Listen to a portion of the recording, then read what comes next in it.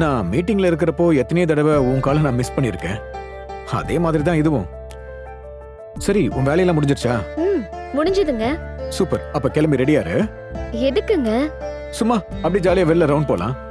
அது மட்டும் இல்லாம இது வரைக்கும் போகாத ரெஸ்டாரண்ட்டுக்கு போய் சாப்பிடலாம். நல்லா சுத்திட்டு எல்லாரும் தூங்குனதுக்கு அப்புறம் வீட்டுக்கு போலாம். ஓகே தானே? ஏங்க, கேக்குறேன்னு தப்பா நினைச்சுக்க கூடாது. சொல்லு. இல்லங்க, இப்படி ஆபீஸ் வேலைய மட்டம் போட்டுட்டு அடிக்கடி என்ன கூட்டிட்டு வெளியே போறீங்களே, இது உங்களுக்கு பிரச்சனை ஆகாதா? ஹலோ, நான் என்ன ஸ்கூல் பையனா கிளாஸை கட் பண்ணிட்டு ஊரை சுத்துறதுக்கு? இந்த கம்பெனியோட பார்ட்னர். எனக்கு வேலை முக்கியம்தான். அதுக்காக பர்சனல் லைஃபை தியாகம் பண்ண முடியுமா என்ன? இந்த மாதிரி அப்பப்போ பிரேக் எடுத்துக்கிட்டாதான் அடுத்த வேலையை நான் சந்தோஷமா செய்ய முடியும். அதுவும் கரெக்ட் தான். ஆனா என்ன ஆனா ஊனா? இல்ல, உங்க ரிலாக்ஸேஷனுக்காக நீங்க போலாம்.